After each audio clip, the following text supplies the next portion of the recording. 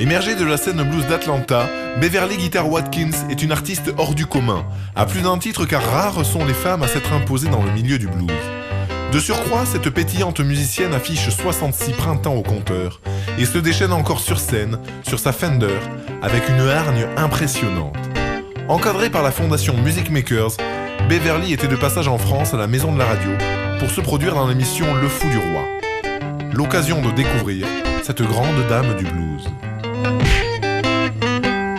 Well, the Music Makers is it's an organization which I joined in 1997. And what the organization is about, they help artists that has never, older artists that has never been recorded. And what they do, they have their own recording and producing studio. And they also help with food, shelter, medicine. If you know some of the artists need moving, money to move, if the house get burnt or something or whatever. That's the typical organization they are. They help out. And so far as recording, they help the artists that has never recorded CD, They get them in the studio and then they help them with the recording. And as we go out on shows, they give us CDs to sell, to help us out, maybe with light, gas bill or something like that, a policy. And they give instruments, guitars, amps, so forth, so forth and so forth. And I want to say they've been very great. I joined the organization in '97, and my first CD, which was produced, was Back in Business. And it has sold across the nations. Mr. Mike Vernon from London, which was my producer.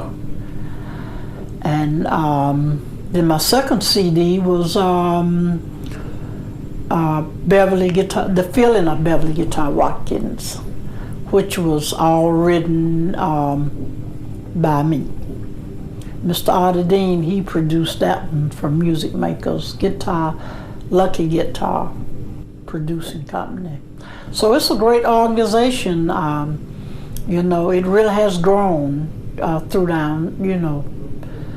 through the years or whatever.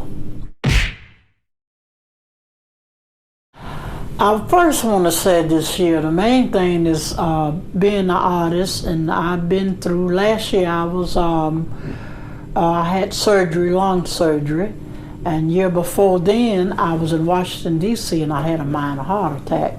But I do want to say the Lord brought me through all those storms.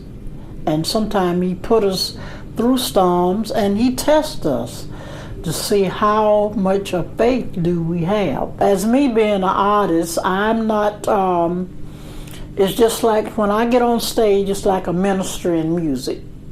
It's a gift. Everybody is anointed with doing something, but we have to find that gift. So my guitar playing is a gift from the Lord, and the Father and the Son. The Lord gave me this talent. First, I started on piano, but piano wasn't for me.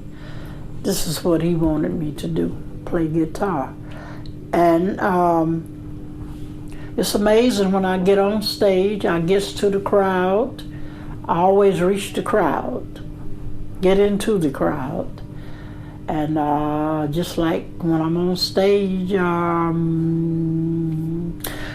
the Father takes in charge.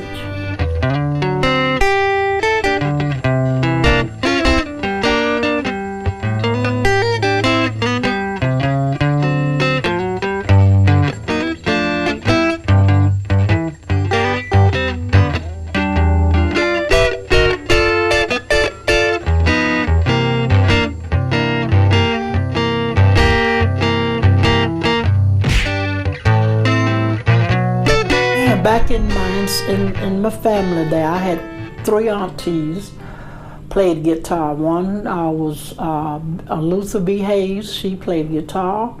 Ruth, she sung, and Margaret Hayes played the piano. And they were called the Hayes sisters.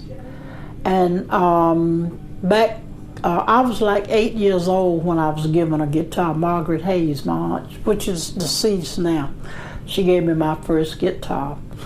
But back, that was Sister Rosetta Thorpe and Marie Knight.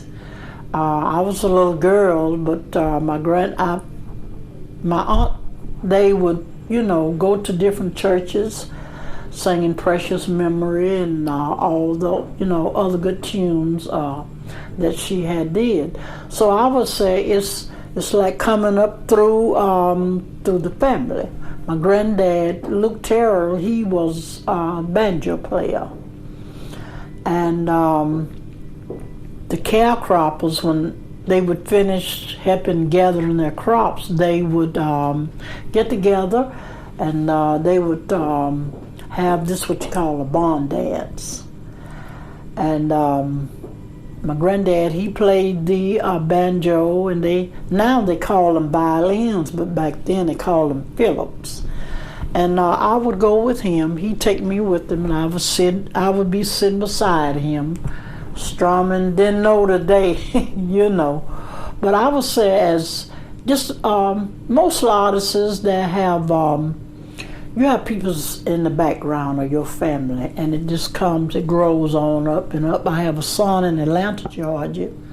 He's a bass player. I have a grandbaby. Her name is Beverly India Watkins, and she's a drummer. That's kind of hard to say. I mean, as being an artist, it's a lot of stress. They used to, back in the 30s, I would say in the 40s up to the 50s, they call them musicians, but now they call musician artists. They updated the word artist. Well, I mean, back when I was playing with Piano Red, we used to go places when Martin Luther King, they had the march, we was in that activity. We went to places where, I would say places, Mississippi, Selma, Alabama. We couldn't go in the front door. We had to go in the back and order our food. And I've been in places where we didn't have dressing rooms. We had to put a sheet up on one side of a room like this. The guys dress over there, and I would dress here. And a lot of places we went at, I would say one-nighters. Sometimes we didn't have places to stay. We had to sleep on the side of the road.